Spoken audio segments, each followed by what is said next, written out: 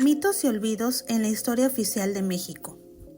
La historia de México está plagada de acontecimientos que nunca existieron, episodios que adornan la realidad para hacerla en ocasiones más amena o quizás para otorgarle mayor impacto al relato. Nuestra historia, como la de todos los países, está llena de mitos y mentiras. Los mexicanos somos propensos a los mitos. Los teje en torno a determinados personajes, alrededor de la política, de la historia, de la economía. Los mitos son como un anestésico que permite soportar la cruda realidad. El mexicano vive el hoy, volteando al ayer, lo que en definitiva no lo hace nada visionario. Nunca llegará al futuro un pueblo tan obsesionado con su pasado, peor aún, con un pasado mítico.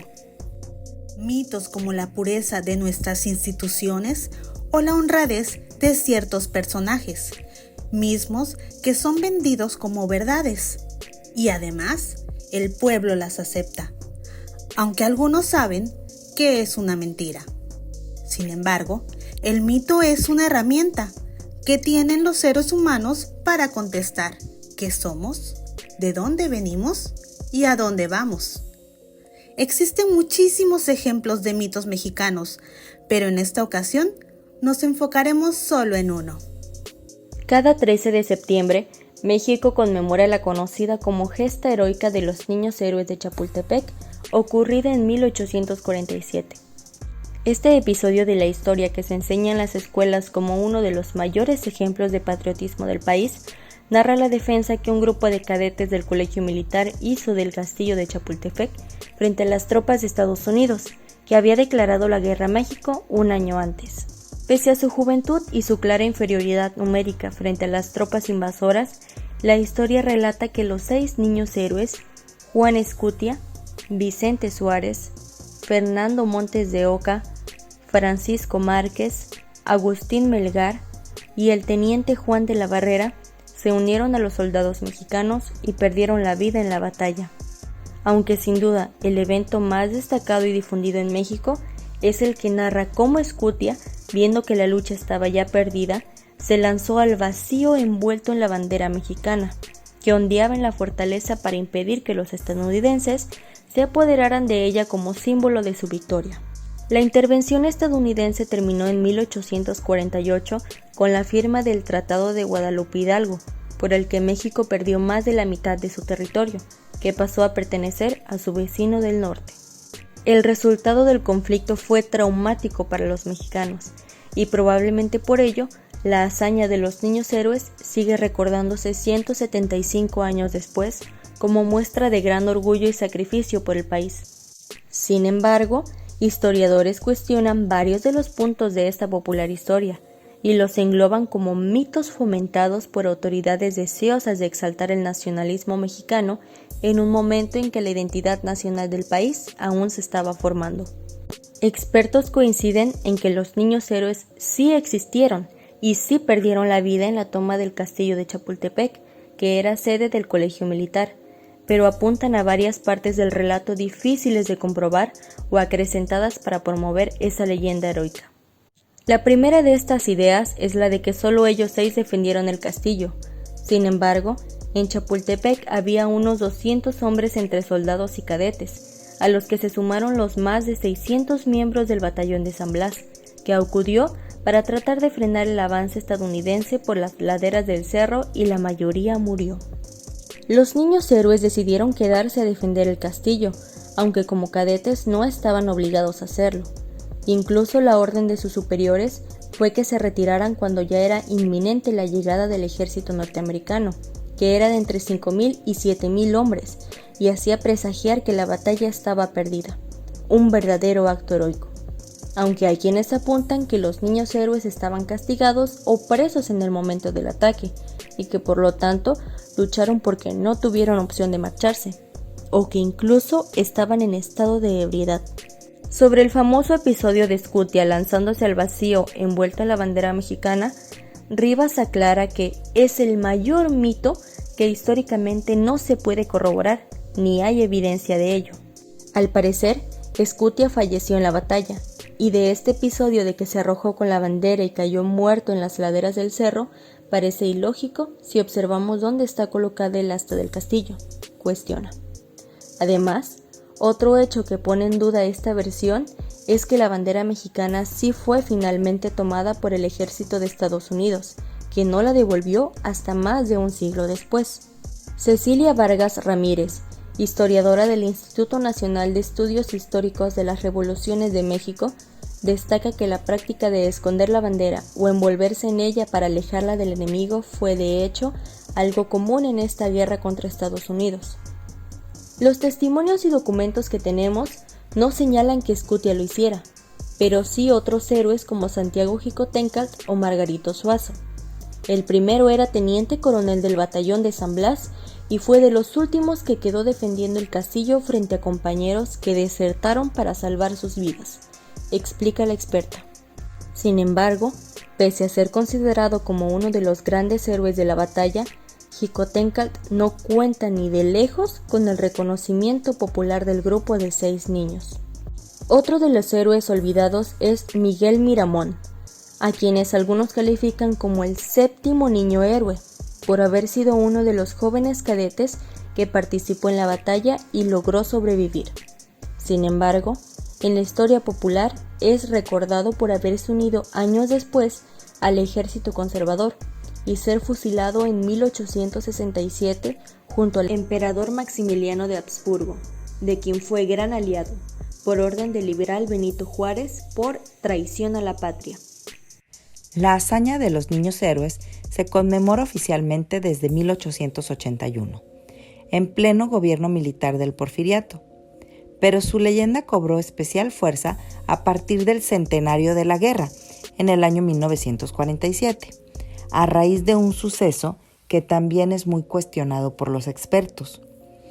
Resulta que, en aquel año, el presidente estadounidense Harry Truman visitó México para depositar una ofrenda a los caídos y pronunciar una frase que no fue bien recibida por muchos mexicanos.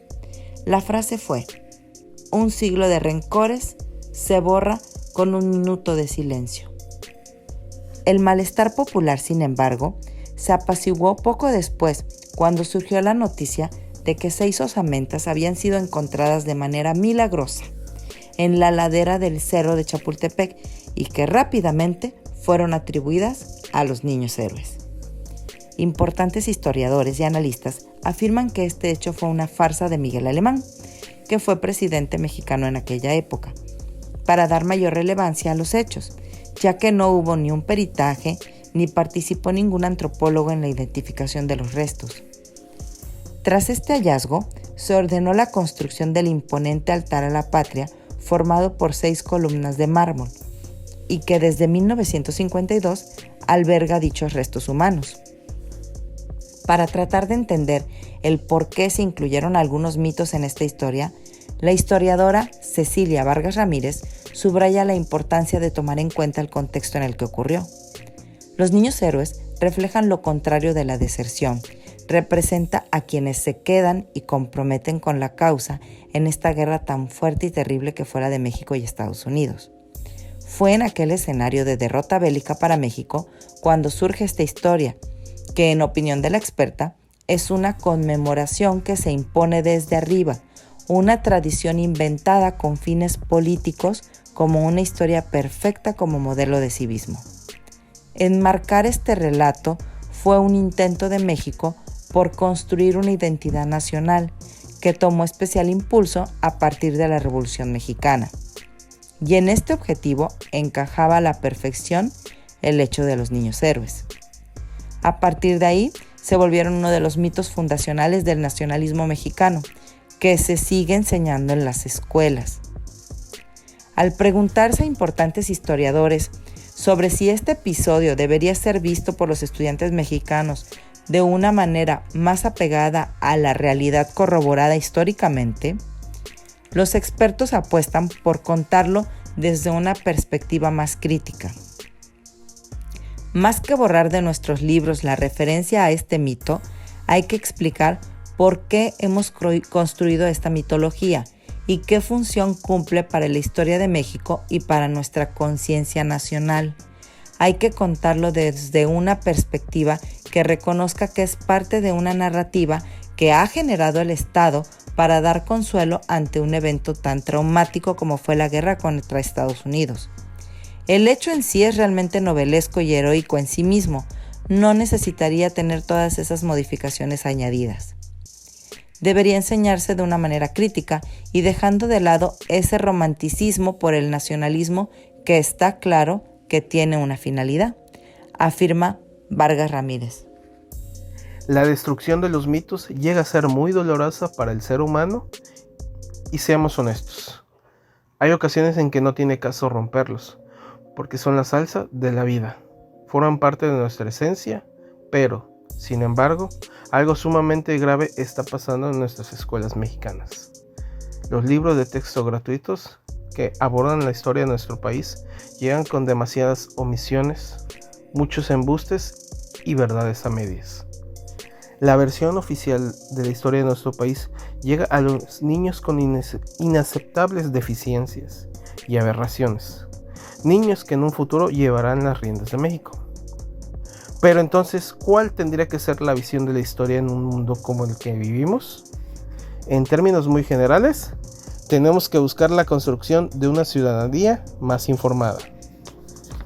El señor Francisco Martín Moreno, historiador y escritor de importantes libros contemporáneos de historia, tiene una interesante propuesta.